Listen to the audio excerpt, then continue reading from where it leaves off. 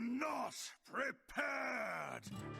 Welcome to another Top 5 with Kris 05, guys. The meta after Prince Renathal seems to be settling, and we have several good decks you could be bringing up for your Legend climb. It seems like most classes have several good options to choose from, so in this video we will go over what are the best performing decks as well as all of the other working archetypes for each individual class. If you're serious about Hearthstone, definitely consider subscribing to the channel and maybe even give a like to this video. It really helps. And I'll keep on giving you weekly top 5 meta reports. Also, don't forget you can hire me for some Hearthstone coaching, and you can be sure I will do my best to make you a better Hearthstone player. Now, let's check out the decks.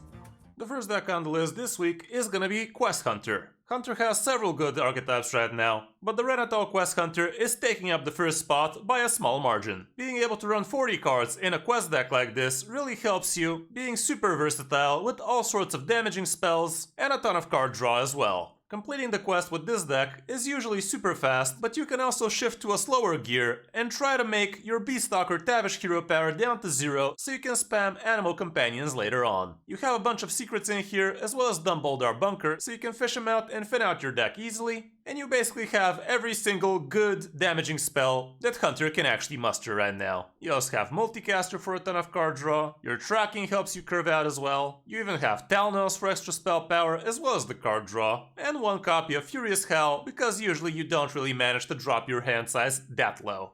Matchup-wise, Celestial Druid is gonna be butchering you, but everything else seems pretty close margins. Aside from Beast Hunter, which is a little bit unfavorable for you. Mulligan-wise, your Bunker is definitely gonna be worth the keep. Springtrap might make sense if you're against a class that you know is gonna be playing a free health minion relatively soon. Beaststock or Tavish can also be a good keep if you're planning on going for the long game with him instead of the hero powers. And usually your cheap damaging spells are not a bad idea as well. Even Shell Shot might make sense in some matchups if you expect the match to be board-centric. For other good Hunter decks, like I said, we have several options to pick from, including the Greedy Beast Hunter variant with Vandar and your Ichmin, but there's also a Prince Renathal variant, and a quicker, more early game oriented variant too. So there are several ways for you to be piloting Hunter right now. With Mage, we still have Big Spell Mage at the top. Big Spell Mage is insanely strong right now, given the fact that it's basically a RNG Fiesta deck with a very favorable RNG for you. The reason for that is Rune of Archmage is casting 20 mana worth of spells, and it targets enemies if possible. So typically the rune is gonna be a bunch of secrets for you, a bunch of board clears, and some face damage to boot. We also have Drakefire Amulet, and being able to cheat that out as soon as turn 6 is usually very helpful. You have your Belinda as a possible way to cheat it out early, and you also have your Barbaric Sorceress, which usually, if timed correctly, can swap out the cost for the 0 mana coin you gave your opponent with something like Drakefire Amulet or your Rune of Archmage. After you've cast those, you have also your Grey Sage Parrots to start repeating those, and also Magister Dawngrasp can repeat the Drakefire Amulet as well, since it's a fire spell. It's not gonna repeat the rune though, since we don't have a spell school here. For your early game, you basically have a bunch of cheap minions with which you should be able to hold off your opponent's advances. You have your annoying watchposts, the Pelican can rush down pretty big enemies pretty early, Amplified Snow Flurry can freeze your opponent's minions or face. With Silence you can deny some buffs, you have your card draw Treasure Guard, Blade Master Okani is still awkward as ever, Deepwater Evoker is gonna give you at least 9 armor, and actually if you draw the Drakefire Amulet you can also tradable that back, so you have extra stuff for your Belinda later. Reckless Apprentice is in here for the 1 damage ping, but it can also even go higher than that if you go with Dawngrasp, which changes the hero power with Honorable Kill instead, and also your runes can give you extra hero power damage like that too. Varden is pretty good for your early game control tools as well as Spammy Arcanist. Matchup wise, the only really bad one would be Quest Warrior, but you're not really gonna see too many of those, so you should be fine. Mulligan wise, you're always gonna want to keep your Belinda, and depending on the matchup, you can decide which early game minions are gonna fit best for you. Magister Dawngrasp can also be an acceptable keep, especially when going second, and same goes for Barbaric Sorceress. Amplified Snow Flurry I would assume is gonna be higher on the keep list honestly, but again it really depends on the matchup. For other good Mage decks, from Diamond 5 to Legend, you can still definitely try to go with Mage, which is doing pretty good in those ranks. But as you can see, everything else is Big Spell Mage for a long while. There's also variants with Renathal in there, but Ping Mage is doing very poorly right now, sitting at 51% win rate. so you're probably better off with the other 2 or 3 archetypes. On the number 3 spot, we can check out Celestial Druid, which is actually killing it in top 1000 Legend, and I'm sure you can do well with it even from Diamond 5 to Legend 2. This is another Prince Renatal deck, and that way you get to fit in all kinds of greedy stuff. We obviously have the Celestial Alignment package in here given the name of the deck, but you also have a ton of expensive dragons at the end as well.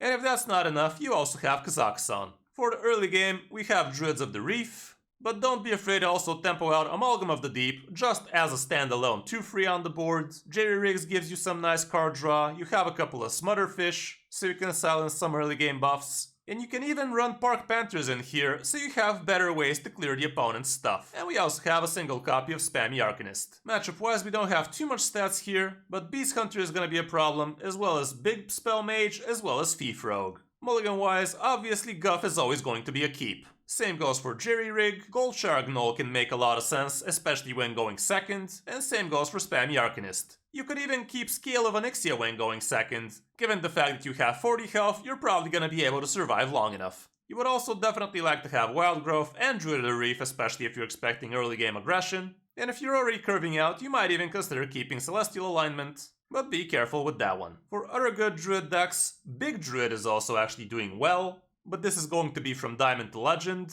Prestor Druid is doing pretty good as well for those ranks. And even in top 1000 Legend you can see some of those doing fairly well, but basically those would be the 3 archetypes for Druid right now. On the number 4 spot we have Rogue with Boat Rogue again. Boat Rogue is still doing phenomenally well, and it's super consistent at what it does.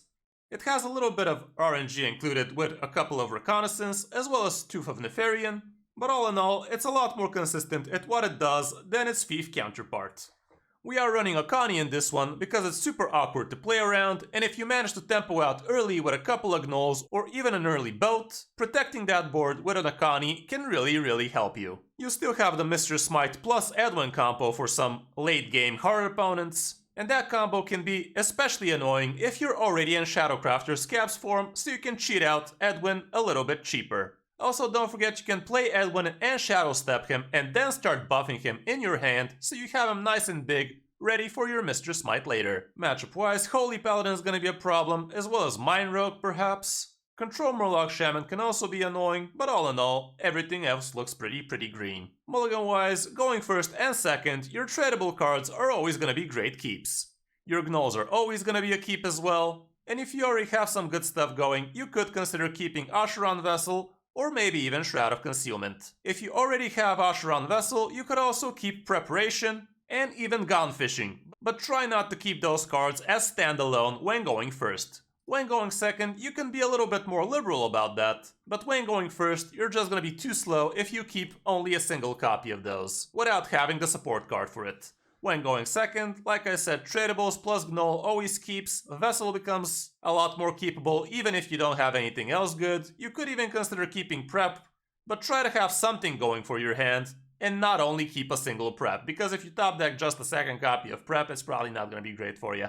Krakatoa becomes an acceptable keep as well, especially if you already have a good hand going, and Reconnaissance is not that bad here as well. Shroud of Concealment becomes a little bit too slow in this case, so keep that in mind. For other good rogue decks, we obviously also have Thief Jackpot Rogue, which is also doing pretty good, but it does rely a lot on RNG BS, and I'm not a big fan of that. Mind Rogue is also doing pretty well, and we do have some interesting inclusions, including Burning Blade, Acolyte, Smokescreen, and your Swift Scale Trickster, so you can cheat those out for 0. Quest Rogue is actually also doing okay, but I would assume that would be only from Diamond to Legend. There's even some Renefall Thief Rogues out there, but as you can see the win rate is not amazing.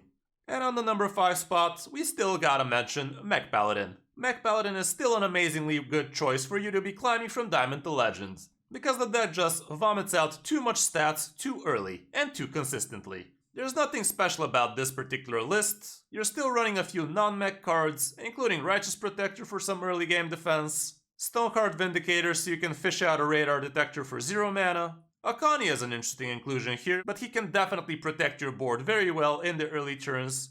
Samuro can be used for some big board clear, any Stormcoil can double up some of your good mechs, and you also have Mr. Smite for a possible finisher, or even buffed up finisher after Cariel. Matchup wise, only Big Spell Mage might be somewhat problematic, but all in all you should be climbing with no problem. For the mulligan, you usually want your weapon, your click clocker, your seafloor savior, and your Osheron Moomcatcher. Radar can also be a good keep, an Oiotron is not bad as well, and I would like keeping Stoneheart Vindicator too. When going second, you might even consider something like Cariel, but it's probably gonna depend on the matchup, so be smart about it. For other good Paladin lists, we still have Holy Paladin going strong, and there's also Renatal variants of Holy Paladin too. You also have Hand Buff Paladin doing well, but not as good as Mech Pally. For the classes I didn't mention, with Demon Hunter, we still have Fel Demon Hunter at the top, and basically nothing else. For Priest, I almost included Quest Priest in this top 5, because we all know how strong and annoying this deck can be, but as you can see, the stats are just not as great as the other lists. But if you play well with this deck, you can definitely climb very easily with it. Shaman also made it almost into this list, but since it is a top 5, you can't really include everything. Control Murloc Shaman with Renifal is actually the best performer right now, with a very small sample size, but still. You still also have Murloc Shaman and Control Murloc Shaman too. Even Burn Shaman is doing fairly well, so you have several good Shaman lists to go for right now. With Warlock, Murloc Warlock is actually the best performer right now, and after that we have some Cursed Renifal decks too.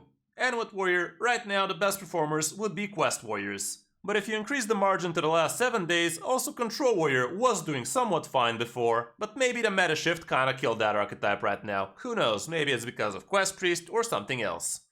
Anyway, that's gonna be it for this top 5, guys. Hope this helps you figure out what you wanna be playing in the new July season. Don't forget you can also hire me for some Hearthstone coaching. Thanks for watching. I'm Kris05, and I'll see you in my next video or stream.